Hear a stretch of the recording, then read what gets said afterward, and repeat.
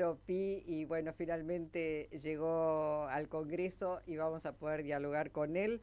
Una nota que cerramos el lunes sin saber qué iba a pasar todo lo que pasó ayer en la Cámara de Diputados, en la comisión que recibió a la ministra Patricia Bullrich. Leopoldo Moro, ¿cómo te va? Bien, ¿qué tal, Luisa? ¿Cómo andás? Bien, muy bien. Digo, bueno, qué estrés que genera que una ministra de Seguridad amenace y que una ministra de Seguridad no dé las respuestas que el Parlamento le realiza, ¿no? Que es una obligación de la ministra dar cuenta de lo que hace su cartera y por supuesto también de en qué se va a gastar el dinero que está pidiendo en el presupuesto, Leopoldo. Totalmente. Bueno, esto es lo que ocurriría en cualquier país normal. Pero en realidad Milei y Bullrich no solamente estresan al Parlamento, estresan a la sociedad. Y Mm. lo más grave es que la estresan con discursos de odio, con estigmatizaciones, que pavimentan el camino primero hacia la violencia simbólica y después hacia la violencia material, como está ocurriendo en estos días con la aparición de grupos extraños que se meten en una universidad con gas pimienta, o de tipos que terminan confesando prácticamente en televisión que son infiltrados, que según ellos colaboran voluntariamente con las fuerzas de seguridad. Y bueno, ayer Burlich hizo gala otra vez de sus características. Ella es una mercenaria de la violencia institucional. Cada vez que le ha prestado servicios a un gobierno ha dejado detrás de sí la estela o de muertos, o de personas heridas, o de personas agredidas.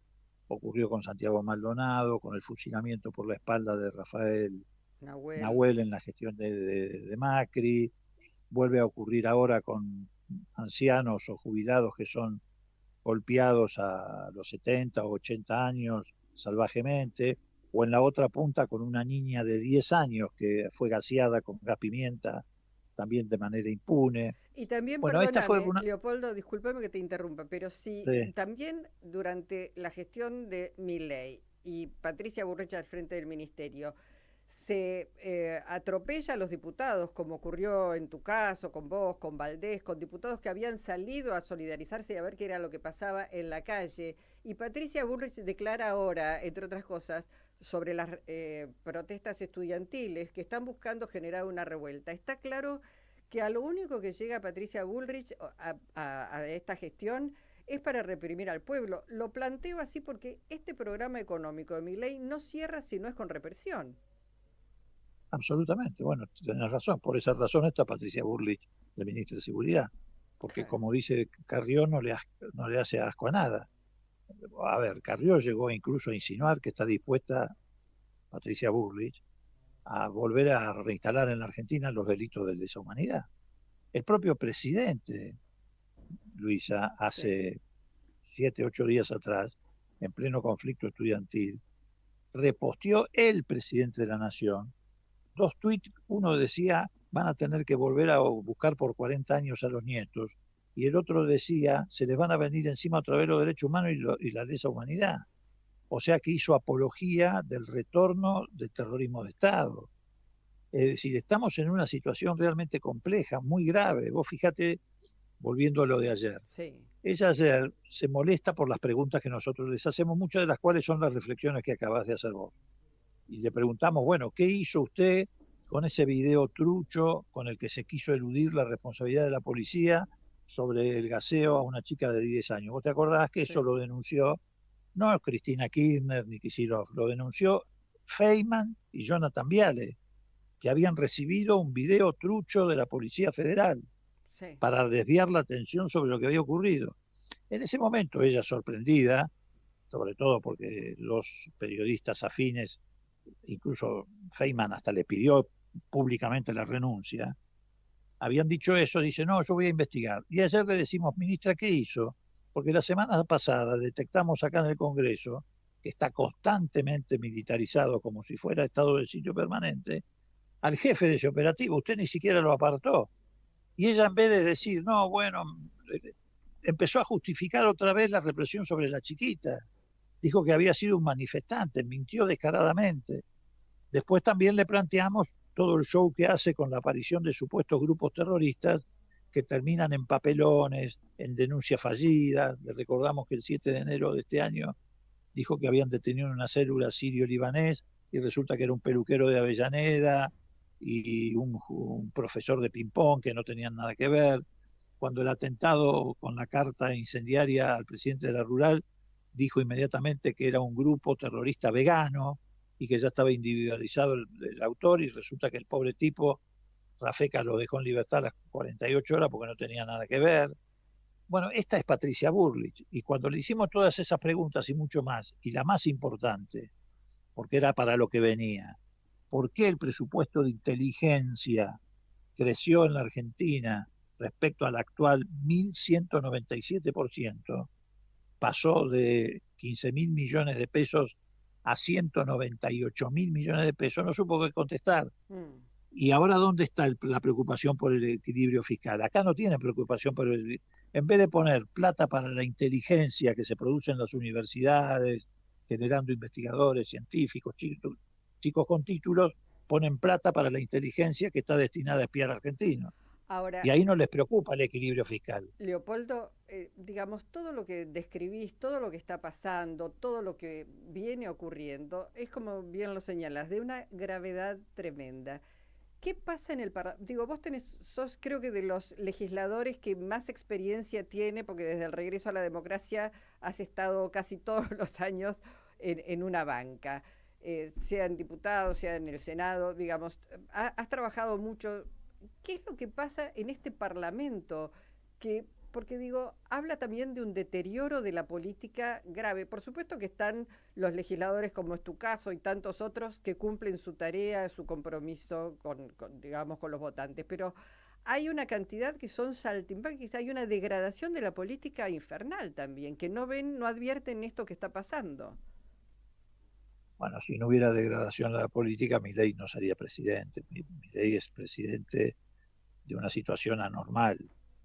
Digo, yo creo que esto ha ido evolucionando. Al principio de la gestión de Milei contaba con una amplia mayoría que le votaban leyes como la ley base, el RIGI, etcétera, porque sumaba lo que él llamaba, o lo que los medios incluso lo llamaban, oposición amigable, oposición que no se opone, pseudooficialismo, etc.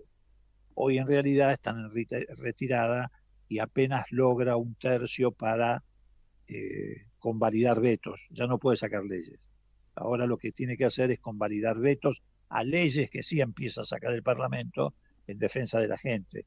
La ley que mejoraba los aumentos de los salarios de los jubilados, que la vetó. La ley que mejoraba el presupuesto universitario, que la vetó. Entonces ahora está aferrado junto con Macri a una minoría intensa. Es un tercio. Para sancionar una ley hacen falta 129. Para bloquear una ley hacen falta 87. Bueno, estos 87 todavía los tiene, pero ya no tiene más los 130, 140 que le votaban las leyes. ¿Por qué?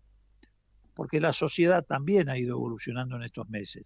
Hay que reconocer que hace unos meses atrás, los que lo votaron a Milei mantenían la idea de una esperanza, bueno, puede ser que salgamos, etc. Eso ha cambiado. Ahora la gente ha trastocado la esperanza por desilusión y va trastocando la desilusión por bronca. Y bueno, eso también se va reflejando en el Parlamento y poco a poco eso se va modificando. Pero esta gente no va a cejar, así como insisten con decretos de necesidad de urgencia o con vetos, también van a insistir con la represión, con la intimidación, lo que acabas de señalar, por ejemplo, con los estudiantes. Patricia Bullrich diciendo que quieren provocar una revuelta y que están preparando Molotov. Que están preparando Molotov. O el señor Guillermo Franco, que se la quiere dar de democrático y dialoguista, diciendo que esto ocurrió en la década del 70 y fue la antesala de la guerrilla que tuvo que combatir el ejército. Son unos canallas.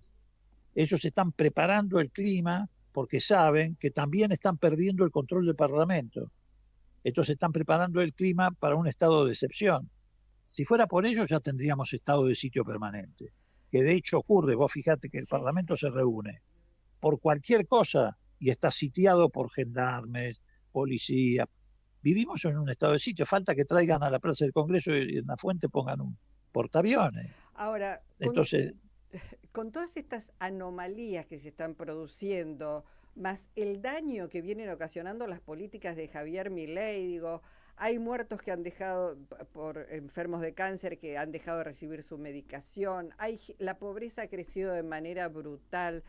Digo, ¿no hay causales, yo pregunto, de juicio político? Estoy pensando en la Corte Suprema de Justicia, que aunque se decía no se va a llegar porque no alcanzan los votos, se inició un proceso de juicio político que de alguna manera exhibió ante la sociedad lo que estaba pasando y lo que sigue pasando con nuestra justicia, que mira para otro lado claramente.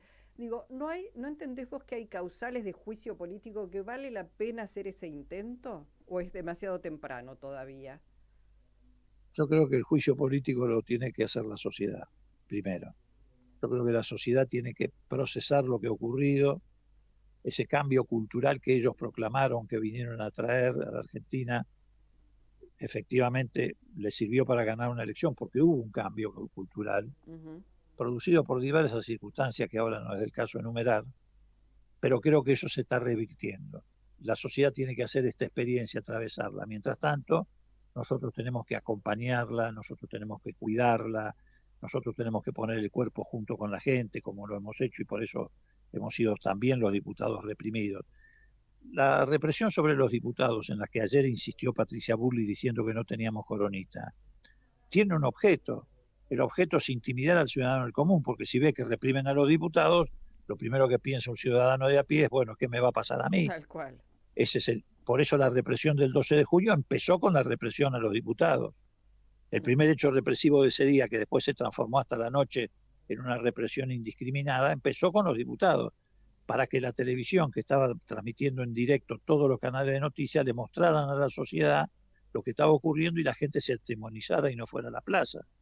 Pero la sociedad argentina no se está atemorizando, volvió a las plazas con la última marcha universitaria, esta vez con más extensión territorial, tal vez menos gente en la ciudad, pero muchísima más gente en todo el territorio de la República Argentina. Ahora vos me decís, bueno, es un riesgo, sí, es un riesgo, porque esta gente, reitero, lo dice hasta Carrió, esta gente puede provocar una tragedia. Si vos estás en manos de alguien como Patricia Bullrich, que tiene el monopolio de la violencia estatal, estás en manos de alguien que te pone en peligro, porque esa persona no está en condiciones de manejar la violencia estatal, porque la transforma en violencia institucional, que es lo que está ocurriendo. Entonces, bueno, por eso hoy estuvimos en Comodoro Pi, dejamos sentada nuestra denuncia penal por amenazas y coacción, porque cuando ella me dice, che, flaco, cuídate, cuídate, no solamente me está amenazando en lo personal, sino que además está coaccionándome como diputado de la Nación para que yo me atemorice y no actúe como la Constitución me manda y además como la Constitución me habilita. Entonces, hoy dejamos asentada esa denuncia, también la voy a denunciar, o mejor dicho, demandar civilmente, por daños y perjuicios, por ofensa al honor, etcétera, etcétera. Pero bueno, hay que actuar en todos los planos, hay que poner el cuerpo en la calle, hay que lograr que la calle y el palacio, en este caso el Congreso, vayan cada día conectándose más, como de hecho está ocurriendo. Y bueno, veremos en ese proceso cómo la sociedad argentina le empieza a poner límites.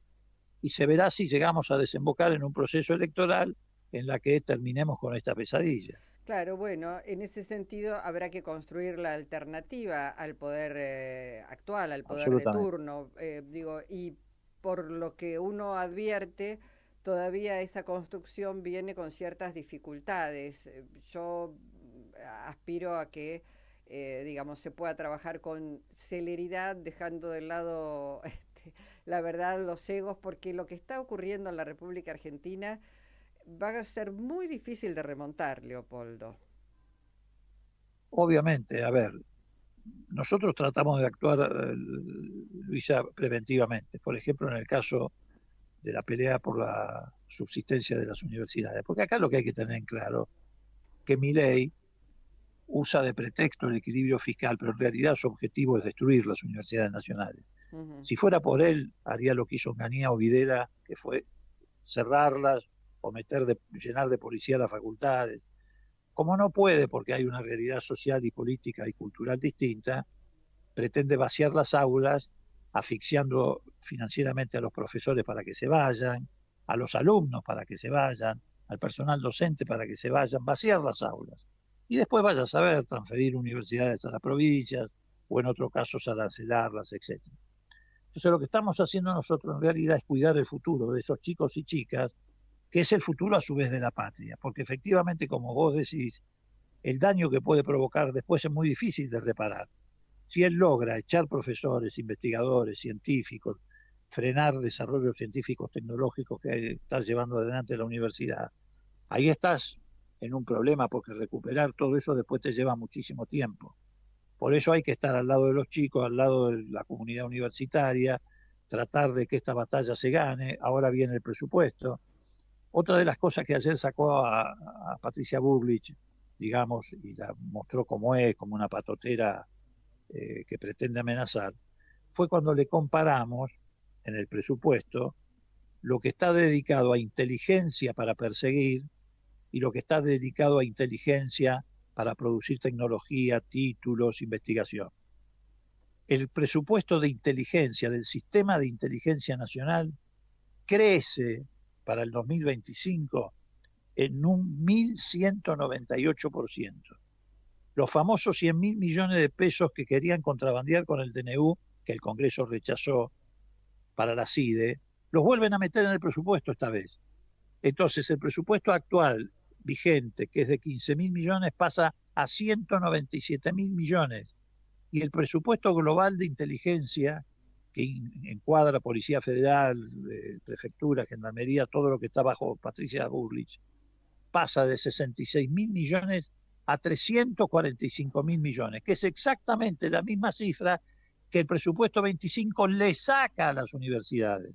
Las universidades están pidiendo para el año que viene 700 millones de pesos y ellos le ponen en el presupuesto 300.000 millones de pesos.